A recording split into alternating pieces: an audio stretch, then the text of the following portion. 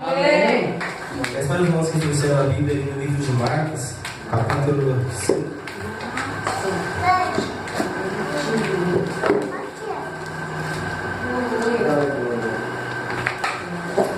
Marcos, capítulo 5, a partir do 1.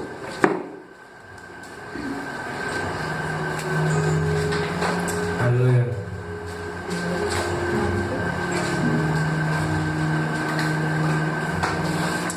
Quem achou, diga amém. Amém. Quem achou esse caminho dominical? Começa dia 5. Aleluia. A palavra diz assim, Marcos capítulo 5, a partir do 1. E chegaram a outra margem do mar, a província dos Gadarenos. E saindo ele do barco, ele saiu logo ao seu encontro dos sepulcros um homem, com espírito imundo, o qual tinha sua morada nos sepulcros, e nem ainda com cadeias podia alguém o prender. Porque tendo sido muitas vezes presos com grilhões e cadeias, as cadeias foram feitas em pedaços, e os grilhões em migalha. Ninguém o podia amassar, e andava sempre de dia e de noite, clamando pelos montes e pelos sepulcros, e ferindo-se com pedra. E quando viu Jesus ao longe, correu e o adorou, e clamou com grande voz e disse: Que tenho eu contigo, Jesus, Filho do Deus Altíssimo? Conjuro-te por Deus, que não me atormentes. Porque ele dizia: Sai deste homem, espírito imundo. E perguntou-lhe: Qual é o teu nome? E respondeu dizendo: Legião é o meu nome, pois somos muitos. E rogava-lhe muito que não os enviassem para fora daquela província. E andava ali pastando no monte uma grande manada de porcos. E todos aqueles demônios rogaram-lhe, dizendo: Manda-nos para aqueles porcos, para que entremos nele. E logo lhe o permitiu. E saindo aqueles espíritos imundos, entraram nos porcos, e a manada se precipitou de um despenhadeiro do mar. Eram quase 2.000, e afogou-se no mar. Amém. Só até aqui. Mas para os irmãos que podem fechar os seus olhos, vamos estar orando por essa palavra. Deus Pai Todo-Poderoso, tua palavra foi lida, papai. E neste momento, Senhor possa me usar para falar com os seus irmãos. Pai querido, Pai amado, em nome do Senhor Jesus, que eu venha me esvaziar por completo, papai. E o Senhor venha me encher com o seu Espírito. Pai querido, Pai amado, rasgue o céu sobre o ministério evangélico árabe, papai. Derrama mais da tua presença, derrama mais da tua unção, papai. E não venhamos sair nessa noite da maneira que entramos, papai. Que entrou nessa noite triste, que venha sair feliz. Que entrou nessa noite com a sua fé pequena, papai. Que venha sair, se possível, meu Deus, transbordando do seu Espírito. Em nome do Senhor Jesus, papai, inunde esse local da tua presença, papai. Que cada coração, meu Deus, venha ser perfurado nessa noite. Em nome do Senhor Jesus, papai. Me dê mais uma vez a revelação da tua palavra. Fala conosco, Senhor. Continua conosco. É o que eu te peço e te agradeço. Amém. Amém. Glória a Deus. Aleluia. Amados, eu queria falar nessa noite um pouco sobre Jesus. Quem era Jesus, o que fazia Jesus, algumas características dele. Jesus era filho de um carpinteiro. E no natural, Jesus, sendo filho de um carpinteiro, se tornaria um carpinteiro. Um homem que deveria ser leigo no natural. No natural, Jesus não poderia discutir com doutores, mas ele ensinava mestres. No natural, ele deveria ser apenas um carpinteiro, mas ele foi um evangelista. E ao invés de consertar cadeiras, ele consertava almas para Deus. Jesus, ele foi um homem que tinha sua fé inabalável, que tinha uma fé muito grande dentro dele. E numa certa feita, ele pregando para mais de 5.000 pessoas em um bosque, ele olha para o rosto daquelas pessoas e elas veem que não estão prestando atenção na palavra dele. Mas não porque estavam conversando, não porque não queriam prestar atenção, mas não prestavam porque estavam com fome. E ele olha para os seus discípulos e fala: Dá ao povo o que comer. E os discípulos falam: Senhor, não temos nada, senão 5 pães e 2 peixinhos. Creio eu que esse alimento era de alguma criança. E quando a mãe foi para o meio do bosque escutar a pregação de Jesus, fez a lancheira do menino. E ele, brincando, como criança quando brinca não sente fome, esqueceu o alimento dele.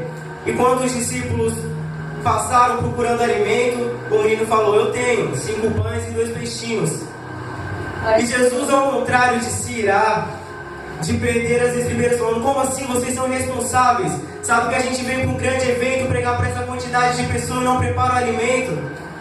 Ele fica calmo e fala: me dê o pão. E ao invés de Jesus se desesperar, quem se desespera são os discípulos. Aleluia. Porque são 5.000 pessoas e ele tem apenas 5 pães e 2 peixes.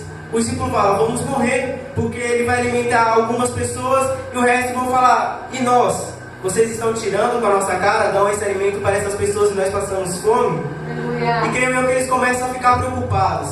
Mas Jesus fala: calma, escolinha de milagres. Pega aquele pão, parte, entrega para um dos seus discípulos e ele entrega na multidão. E creio eu que Tomé olha para Jesus e fala: Senhor, temos apenas 4 pães agora. E Jesus pega mais um pão, corta, entrega para os seus discípulos e ele entrega na multidão. Tomé: Jesus, temos 3 pães.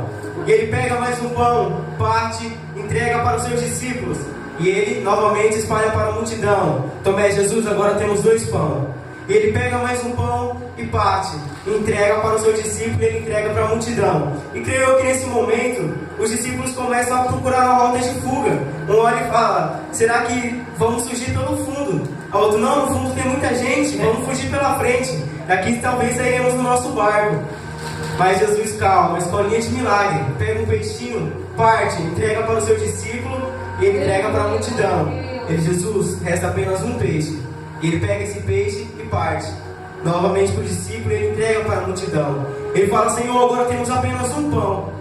E Jesus pega esse pão, parte, entrega para a multidão. E creio eles desesperados, olhando para a multidão, o que vão fazer? Quando ele olha para Jesus, aquele pão que estava partido está inteiro. E eles falam assim: Senhor, e Jesus corta, escolinha de milagre, corta aquele pão, entrega para os discípulos e ele entrega para a multidão. E de repente, Jesus alimenta 5.000 pessoas. Ainda sobram 12 cestos cheios. Os discípulos, creio eu, brincando de fazer milagre, presenciam o grande poder de Jesus. Aleluia. O homem que tinha só fé na palavra. Na história parece apenas uma história simples, uma história contada da Bíblia, mas não paramos para ver a intensidade dessa história. Será que nós, numa festa com 20 convidados e tendo apenas 7 coxinhas para entregar a esses 20 convidados, ficaríamos calmos? Começaríamos a correr: temos que fazer mais coxinha porque não vai cair do céu. E pela fé de Jesus, pão e peixe caiu do céu. Aleluia. A fé de Jesus era tão grande que, em uma certa feita, os discípulos, em um barquinho no meio do mar, totalmente desesperados, com ondas para lá e para cá, o vento forte. Quando eles estão totalmente desesperados, que olham no meio daquela neblina no mar, ele vê um ser andando sobre as águas e grita: é um fantasma. Todos com medo dentro do mar. Ele fala: calma, vocês não me conhecem, sou eu. Sou Jesus. E Pedro, que era mais ousado, fala: Senhor, se és tu, permita que eu vá até tu. Aleluia. Ele fala: então venha. E quando Pedro pula, ao invés de ele afundar, para ele naquele momento a água parece como rocha. Ele começa a andar em direção a Jesus. Amados, Pedro enquanto ele manteve o foco em Jesus, os problemas da vida, as circunstâncias que ele se encontrava não eram problemas, eram apenas circunstâncias, não tinha nada. Enquanto ele mantinha o foco em Jesus, não havia problema. Assim é nas nossas vidas. Não importa o tamanho da dificuldade que estamos enfrentando, não importa o tamanho das ondas que estão vindo contra nós, se mantemos os nossos focos em Jesus, eles se tornarão pequenos. A palavra fala: mantenha seus olhos para o céu, de onde vem o seu socorro. Enquanto você manter os olhos em Cristo, enquanto você confiar no Senhor Jesus, os seus problemas se tornarão minúsculos, porque você não passará a olhar para os seus problemas, você passará a olhar para as providências que Deus vai mandar na sua vida. Você começará a ver os milagres que Deus operará na sua vida, e os seus problemas se tornarão pequenos. Você não vai mais olhar os problemas, mas a partir do momento que Pedro olhou o tamanho da onda que vinha contra ele, quando ele viu o vento que soprava no seu cabelo, ele começou a afundar. Aleluia. Ele começou a cair. Enquanto estivermos olhando para os nossos problemas, enquanto estivermos olhando para os laços que Satanás faz em nossa vida, não queríamos crescer e sim afundar. Aleluia. Afundar como Pedro. Mas nós que somos cristãos devemos permanecer os nossos olhos fitados em Cristo, permanecer firmes em Cristo, porque é dele que vem o nosso socorro. Aleluia. E aqui na palavra fala de um homem que não tinha controle sobre o seu corpo, um homem que era escravo, prisioneiro. Porque um homem natural, um homem que tem controle sobre o seu corpo, jamais ele sairia andando, se cortando de dia e de noite. A palavra não fala a partir de quantos anos ele teve, quando esses demônios se manifestaram nele. Fala apenas que tinham muitos demônios que possuíam o corpo dele. Vemos que Satanás, ele não quer o nosso bem, ele quer nos tornar escravos, ele quer ter poder no nosso corpo para nos fazer sofrer. Aleluia. Aquele homem não tinha felicidade, só tinha sofrimento, só tinha tribulação, só tinha desespero por ver aqueles demônios se manifestando na frente dele e ele não poder fazer nada, não tinha controle do seu corpo. Aliás, mesmo tendo imensa força que poderia quebrar cadeias, que poderiam quebrar grilhões, aquela força não era dele, ele não tinha poder sobre a sua alma. Aleluia, glória a Deus. Mas quando Jesus sai daquele barco, não é ele que encontra Jesus, e sim aqueles demônios que estão dentro dele encontram Jesus e falam: o que tenho eu contigo, ó Cristo? Aqui já podemos pegar uma lição, porque, meu amado, você não é comum. Quando aqueles demônios olham para Jesus, eles não olham para Jesus a matéria, o corpo, a carne. Eles olham o Cristo que está dentro de Jesus. Ele olha o que há dentro de Jesus. Nós que somos carne, vemos o que é da carne. O que é espírito, vê o que é espírito. E aqueles demônios viram um ser que há por dentro de Jesus. O inimigo não tem medo de você pelos testemunhos que você fez. Aleluia. Pelo que Deus opera na sua vida. Ele não tem medo pelos seus cursos, pelo que você conhece da Bíblia. Mas agora ele treme quando ele olha o que tem dentro de você, que é o Espírito Santo de Deus. A palavra fala que Deus, ele pega um vaso de barro, enche aquele vaso de barro de ouro, para que seja glorificado, não o vaso, mas sim o que tem dentro daquele vaso. Aleluia. Nós somos dessa maneira, nós somos carne, nós somos fracos, mas o que Deus colocou por dentro de nós é precioso. O inimigo sabe disso, e todo instante ele lança flechas, ele lança dardos, para que arranque a presença do Espírito de Deus dentro de você, para que tire o Espírito Santo da sua vida, porque vemos, a intenção de Jesus é libertar, mas a intenção do inimigo é matar. Quando Jesus expulsou aqueles demônios, a primeira coisa que aqueles demônios fizeram, quando entraram no corpo daqueles povos, foi matá-los, lançá-los de um precipício. Às vezes a cilada do inimigo pode parecer boa, nem percebemos que é ele que está fazendo, pensamos que é obra de Deus, mas no final é algo amargo, porque ele não quer o seu bem, ele quer te matar. E matar não significa necessariamente que ele vai mandar um carro e tirar a sua vida. Segundo a teoria de Aristóteles, um filósofo, ele fala que a vida é você ser feliz, a vida é você ter sonhos, viver é você ter projetos. O inimigo, ele pode te matar como? Tirando os seus sonhos, matando a sua felicidade, fazendo você apenas viver, mas sem sonhos, sem projetos, angustiados, com depressão. Por que tantas pessoas hoje sofrem de depressão, sofrem de inferioridade? Por conta disso, por conta do inimigo plantar isso nessas pessoas. E o mais desgraçado dessa coisa é se você ficar de lado de uma pessoa que é depressiva. Você não passa a sua felicidade para aquela pessoa, mas ela passa a depressão dela para você. Dessa maneira. Você começa a ficar do lado de uma pessoa que é muito triste. Você fica querendo entender, Senhor, por que essa pessoa sofre tanto? Senhor, por que essa pessoa passa a olhar para o lado negativo da vida? E quando você menos percebe, você está que nem aquela pessoa, está triste, está desiludido. Por isso a palavra fala: não sente a roda de escarnecedores. O seu papel é levar a palavra, mas não viver junto com essas pessoas. Porque você não pode transmitir a sua alegria. Quem muda é Deus, mas aquela depressão que ela tem, ela pode transferir para você. Verdade, Senhor, aleluia. Então o inimigo, ele quer causar o quê? Destruição. Quer te matar roubando os seus sonhos, fazendo você ser apenas uma pessoa vivendo sem expectativa de vida.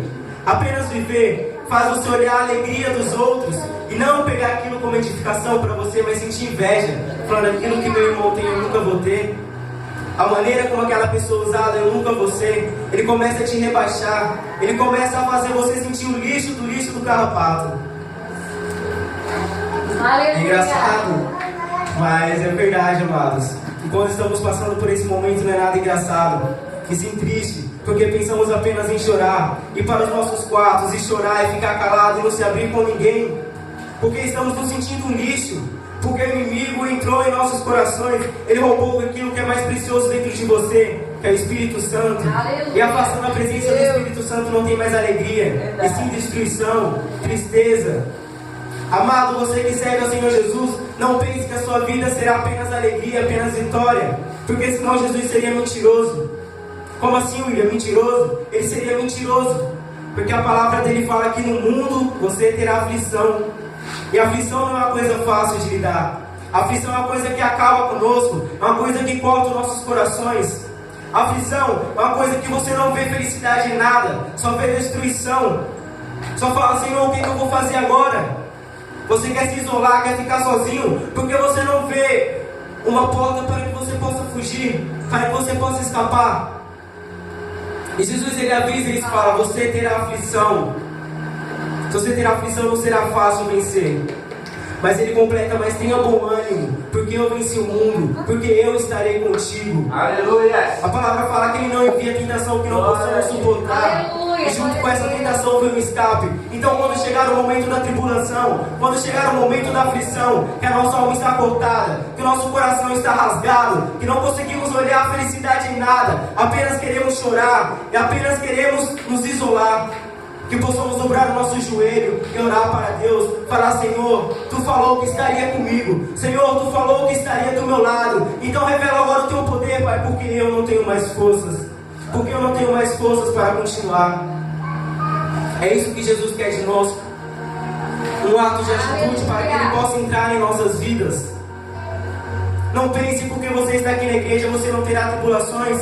Em Eclesiastes 3 fala, há tempos de alegria e há tempo de tristeza, há tempo de rir e há tempo de chorar. Aleluia. Se há tempo de chorar é porque nessa terra não será sempre alegria. Haverá momentos que ficaremos felizes. Parece que fomos feitos para isso. Vamos nos alegrar da vida. Mas há momentos que queremos apenas morrer e falar, Senhor, eu não sirvo para viver. Mas que essa tristeza, que essa aflição nunca venha interferir na nossa fé. Que quando sentimos a nossa fé baixa, fala, Senhor, aumenta a minha fé. Porque se Ele falou que Ele estaria contigo, Ele está contigo. E não venhamos olhar para as circunstâncias da vida, para o momento que estamos passando. Às vezes o inimigo faz que você caia, você pensa, você fica com vergonha de orar. Eu já passei por isso, momentos que eu caí, que eu pisei na bola, o inimigo falava, ei, Deus não vai te escutar, ei, você vai pedir perdão de novo.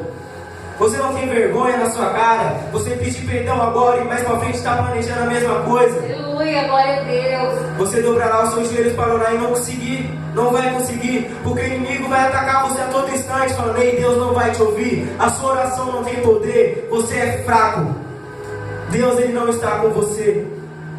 Mas a palavra fala que Deus não rejeita a oração. Então quando o inimigo nos atacar, lançando essas flechadas, lançando essas tribulações, que venhamos sempre lembrar que Deus está conosco, que Deus ele nunca deixa os seus filhos sozinhos, que Deus ele nunca nos desampara, e que por mais feio que seja o seu erro que você cometeu, Ele te ouvirá, Ele te perdoará, porque a palavra dele fala, perdoar 70 vezes 7 o seu próximo, então Ele te perdoará também 70 vezes 7. Você errou, Senhor, me perdoa, Ele vai te perdoar. Aleluia. Errou de novo, Senhor, me perdoa, Ele vai te perdoar. Glória a Deus. Ele vai perdoar, o preço do pecado você irá pagar, mas Ele te perdoará, porque a palavra fala que todo aquele que crê em Jesus ganha um dom gratuito, que é a vida eterna.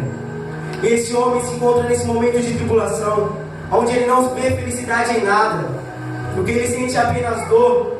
A única vontade que ele tem é de se ferir com pedras, de andar em sepulcros. Que vida miserável é essa? Aleluia. É a vida de um escravo. Mas a partir do momento que aquele homem encontra Jesus, a partir do momento que pensamos que irá ter um duelo de titãs, um duelo de seres poderosos, aqueles demônios dobram seus joelhos perante a Jesus e falam, que tenho eu contigo, ó Cristo? E começa a implorar, a pedir perdão, para que não tire aqueles espíritos daquele homem, para que não os expulses.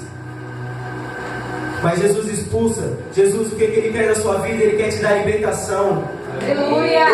Ele quer que você seja livre. Ele quer te dar paz. A partir do momento que aquele homem teve um encontro com Jesus, a vida dele não passou mais a ser tribulação, não passou mais apenas a ser prova, mas ele passou a desfrutar a paz de Jesus, passou a desfrutar do amor de Deus, porque pela primeira vez ele tinha o controle do seu corpo. Glória a Deus. Pela primeira vez as suas feridas iriam se curar. Glória a Deus. Mas Jesus fala para aquele homem, ele queria seguir a Jesus, porque ele gostou de estar na presença de Jesus. Quando estamos na presença de Deus, não queremos sair mais dela. Queremos apenas sentir a presença dele. Queremos apenas chorar, de sentir o amor de Deus, porque é gostoso. Glória a Deus. E aquele homem sentiu a presença de Jesus, pela primeira vez se sentiu liberto. E ele queria seguir a Jesus, mas Jesus falou: não, vai e conta esse feito aos seus familiares.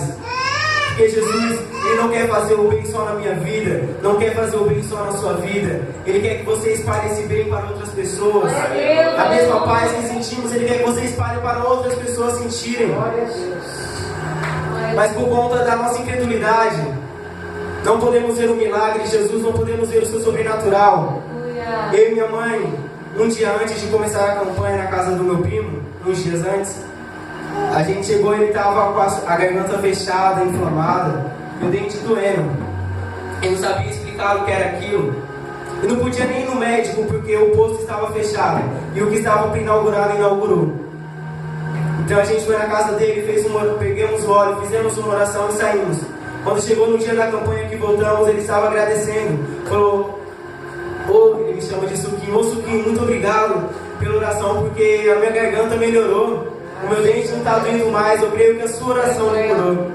Eu falei: não foi a minha oração que te curou, foi Deus que te curou. Porque eu não sou nada, sou apenas um pecador. Agora o Deus que mora dentro de você, o Deus que te usa, Ele é grande. É Ele quem merece toda honra e toda glória. E às vezes caímos, às vezes pecamos por nosso ego subir, achar eu faço e acontece. Eu sou o poderoso, eu sou o pregador, eu sou o cantor. Quando na verdade nós não é nada.